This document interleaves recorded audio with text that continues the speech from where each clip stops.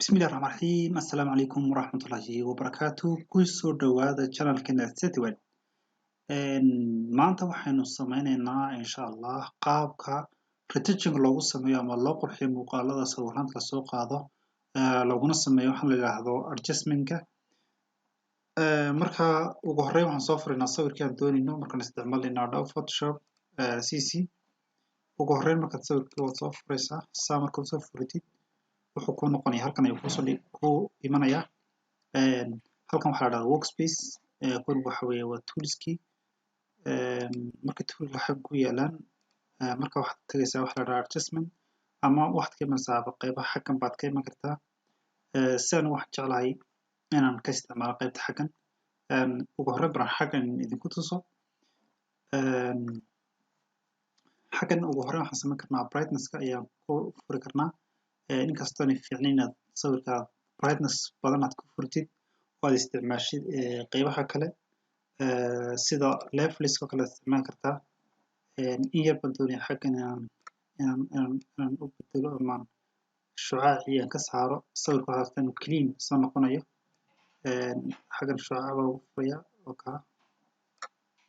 wadaagtaa saanko wax shucaac ma laha xaggan isaga waxaad furaysaa sawirkii cadaankii waad kusoo furaysaa xaggan cadaankii baad kusoo xiraysaa sawirkii wuxuu noqday nadiif inuu noqday waad aragtaa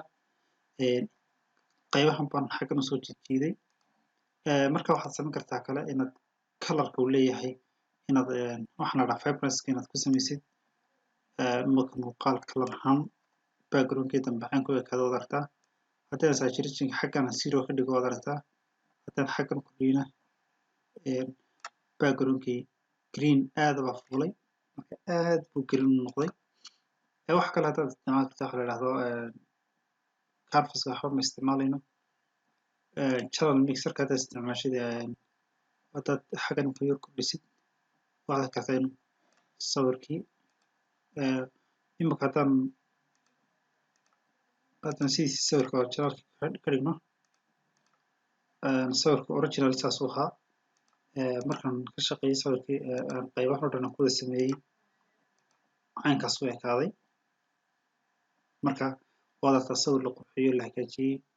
laga shaqeeyay inuu noqday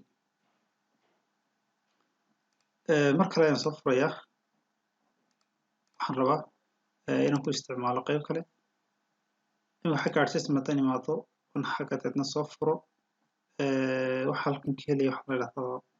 levelist xaggan ka helaysaa taawatid xaggan ku imanayaan kadib imika hadaad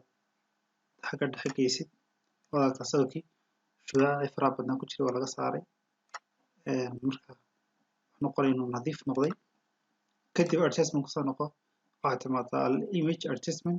kadib waxaad timaadaa meeshay ku qoran tahay vibrance dabeedna kaa sare xagga u kordhi kana xaggan u kordhi inahaas kugu joogo ilaa 65 xaggan 40 inta markuu joogo haddana mar kale kusoo noqo image adjustment dabeedna waxaad ku dhufataa meeshay ku qoran tahay hue and saturation dabeetana colorkeedu ni sidaad kordhisid dooro dabeetana waxaa la colorkii ku kordhi markaa waad sawirkiinu aad u qurux badnaaday marka saas ayaa loo qurxiyaa sawiranta background-kooda ama green-ka loogu qurxiyaa